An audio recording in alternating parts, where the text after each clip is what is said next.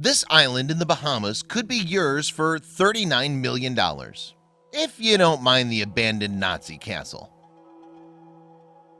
Think of the Bahamas and the visions that it conjures up are gorgeous tropical islands, palm-fringed beaches, and crystal-clear seas. The other thing that comes to mind is fabulous wealth, since the Bahamas has been a playground of the rich and fabulous for decades. The likes of Johnny Depp, Mariah Carey, and John Travolta own property on the islands of this earthly paradise. And now you too could have a slice of this tropical idol, as long as you can lay your hands on a cool $39 million, the sum that it'll cost you to buy Big Darby Island. It's one of 360 tropical islands that make up the Exuma Cays archipelago. Big Darby Island is set in the Atlantic some 95 miles from New Providence, the island on which the Bahamas capital Nassau is located. Miami is about 250 miles northwest, and the Exuma Cays have been something of an economic boom during the 21st century, driven by the popularity of the islands as a tourist destination. Big Darby certainly has much to recommend it. There are no less than 14 white sandy beaches distributed around the island's 10,000 feet of coastline, all overlooking pristine seas. To get there, you can fly to Great Exuma International Airport, although you'll obviously need a boat or a seaplane to travel the last 35 miles or so to your new purchase. Your very own private island, should you decide to go ahead with the deal, covers some 500 acres and is 87 feet above sea level at its highest point. Moreover, it's even said to have a long unused airstrip, and given that you're rich enough to buy Big Darby, you'll likely want to bring that back into use for your private plane. But what may excite you the most about this $39 million island is the fact that it also boasts an 8,000 square foot semi-derelict castle. It was built in 1938 and has some fascinating features. The castle also has some fascinating local folklore attached to it, which we'll return to in a moment. One of those aforementioned features is its rainwater gathering capacity, always a bonus on an island surrounded by the salty Atlantic Ocean and apparently lacking any other dependable source of fresh water. The castle has a series of 3 underground cisterns that can hold more than 100,000 gallons of collected rainwater. The castle does have its drawbacks though. For example, it has no sewer facilities, no electricity supply, and no running water.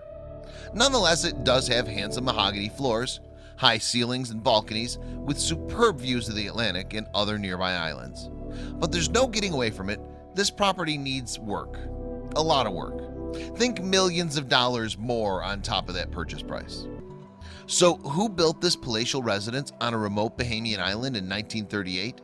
The seller, Rick Davis of Palmetto Bay, Florida, says that it was an eccentric English gentleman. Are there any other kind? Called Sir Baxter Darby. The island was apparently given to Sir Baxter as a gift by the then British King, George V, on the occasion of his knighthood. In the mid-90s, I couldn't get rid of Big Darby for $500,000, investment banker Davis told the Gossip Extra website.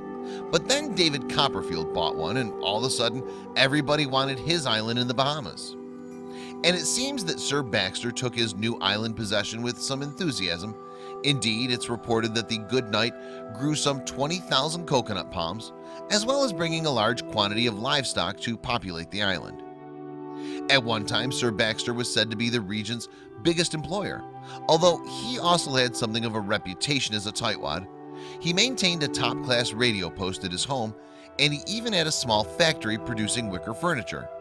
But it seems that it was some of his other rumored activities that were to be his downfall. Big Darby has a close island neighbor, rather unimaginatively called Little Darby. Sir Baxter deepened the narrow channel that runs between the two, which is only about 150 feet wide at its narrowest point. He then constructed a large mooring dock on the channel. And the question that locals are said to have asked was this: just who was the dock designed for? By this point, World War II had broken out. The people of the Bahamas were subjects of the British Empire at the time, and naturally enough, fiercely opposed to Hitler. The Atlantic, of course, was a hunting ground for Nazi submarines. These U-boats were tasked with disrupting transatlantic trade in order to turn the screws on the British.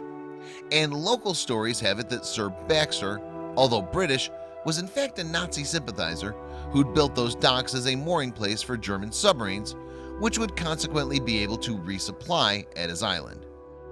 It's undoubtedly true that U-boats sailed around the Bahamas during World War II.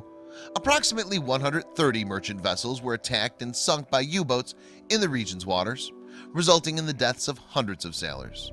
So it's easy enough to see how Sir Baxter might have fallen under suspicion, given that at least some of his neighbors believed him to be a Nazi supporter.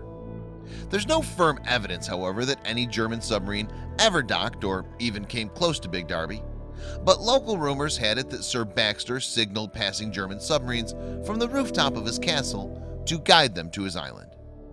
The Bahamas did have another somewhat tenuous connection with Nazi Germany. Britain's King Edward VIII, forced to abdicate in 1936 in order to marry an American divorcee, was said by some to have Nazi sympathies. There was even talk that Hitler would make him king of the UK again after a successful German invasion. Winston Churchill's pragmatic answer to the problem of the former king was to order Edward to take the post of governor of the Bahamas in 1940. Edward, with his wife Wallis Simpson, spent the rest of the war there. As far as we know, Edward never met Sir Baxter, although if the rumors are true, he and the knight might have shared some distinctly unpleasant political views.